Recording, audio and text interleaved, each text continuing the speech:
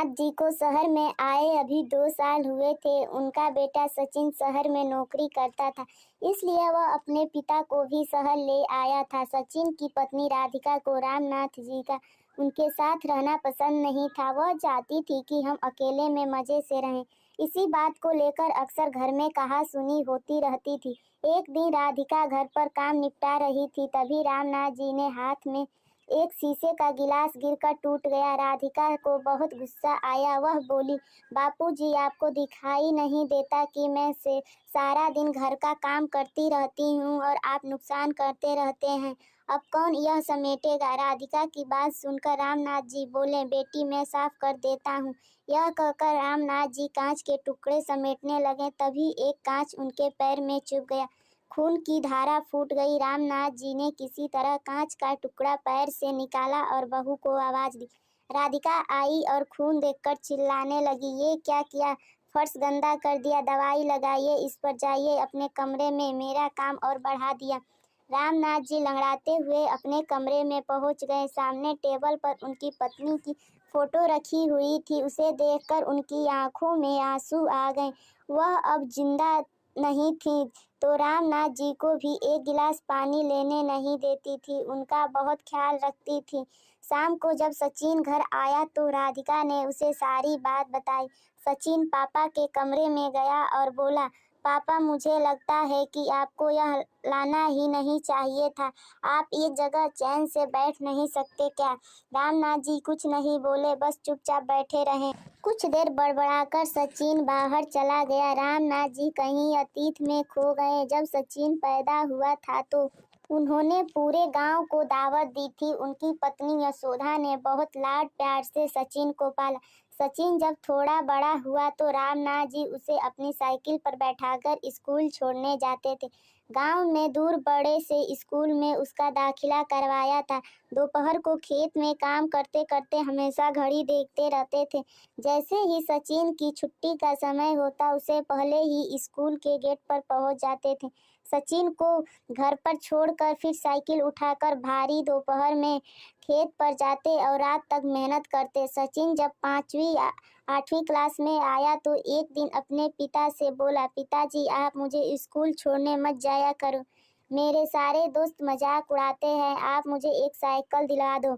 यशोदा जी ने बोला, अच्छा, अपने बाप के साथ जाने में शर्म आती है? कोई साइकिल नहीं मिलेगी, जाना है तो पैदल जाओ।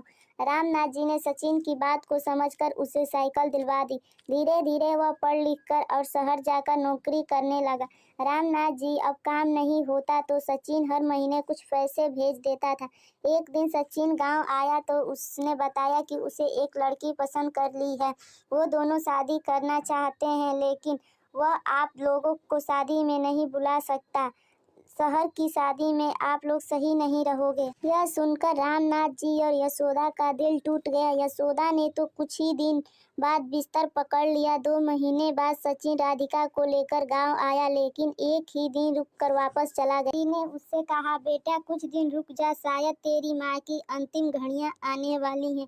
कुछ दिन तुम लोग साथ रहोगे तो उससे अच्छा लगेगा। सचिन ने कहा, पिताजी, राधिका नहीं रुकेगी, उसे गांव पसंद नहीं आ रहा है। दोनों चले जाते हैं। कुछ दिन बाद यशोदा जी अपने बेटे को याद करते करते दम तोड़ देती हैं। उस समय सचिन और राधिका दोनों 13वीं तक रुके थे। फिर रिश्तेदारों के कहने पर सचिन अपने पिता को शहर ले गया, लेकिन अब दोनों उनसे परेशान हो चुके थे। रामनाथ जी को अब कोई ठिकाना भी नहीं था। गांव का मकान और खेत सचिन ने बेच दिया था। उसी पैसे से उसने एक फ्लैट खरीदा और किराए के मकान में उसमें आ गया था। एक दिन शाम के साथ रामनाथ जी उदास एक पार्क में बेंच पर बैठे थे। उनके जीवन का अब कोई मकसद नहीं था। तभी उन्होंने देखा 3-4 उनकी उम्र के लोग पार्क में बैठ हंस रहे थे। सभी एक दूसरे से मजाक कर रहे थे। रामनाथ जी को यह देखकर अपने गांव की याद आ गई। गांव की चौपाल पर वो भी गांव वालों के साथ अपना दुख बांटते थे। इसी बीच किसी की आवाज से उनका ध्यान भटका। उन्होंने नजर उठाकर देखा तो उनसे एक सज्जन उनके सामने खड़े थे। वे रामनाथ जी से बात करने लगे। उन्होंने अपना नाम राजेंद्र बताया। उन्होंने कहा, आप भी बहू बेटे से परेशान हो? रामनाथ जी ने कहा, नहीं नहीं, ऐसी कोई बात नहीं है। यह सुनकर राजेंद्र जी हंसने लगे। अरे भाई, हमसे कुछ छिपा नहीं है, हम सब भी अपने घर वालों से परेशान थे। लेकिन आज देखो हम कितने मज़े में हैं, यही पास के एक आश्रम है, वहीं रहते हैं। जो मन में आए वो करते हैं, जहाँ जाना हो वहाँ जाते हैं। वहाँ बड़े प्यार से नौजवान हमारी सेवा करते हैं, समय पर खाना मिलता है।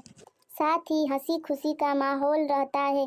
छोड़ो इस उम्र में अपनी बेइज्जती करवाना, आ जाओ हमारे संग।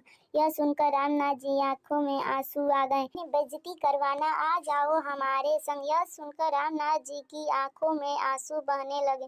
राजन जी ने बाकी सबको भी बुलाया, फिर वे रामनाथ जी को आश्रम दिखाने लगे। वहाँ सब खुशी खुशी रह रहे थे। वहाँ उन्हें कुछ लड़के लड़कियाँ मिले जो वहाँ सेवा करते थे। उन्होंने बहुत प्यार से रामनाथ जी को सारी बात सुनाई। उनसे कहा, दादाजी आप हमारे आश्रम में आ जाइए, यहाँ हम आपकी इतनी सेवा करेंगे कि आप अपना दर्द भूल जाएंगे। रामनाथ जी के लिए यह सब बिल्कुल अलग था। गांव में तो ऐसा कुछ नहीं था। अगले दिन वे अपना सामान लेकर घर से चल दी। उन्होंने सचिन और राधिका को कुछ नहीं बताया और आश्रम पहुंच गए। वहां जाते ही उनका स्वागत हुआ। अब वे वहीं रहते थे। वहाँ उन्हें बहुत आदर सम्मान के साथ नाश्ता, खाना और पैसे भी मिलते थे। अब वे भी उस ग्रुप का हिस्सा थे जहाँ अकेले खुशियाँ बांटी जाती थीं।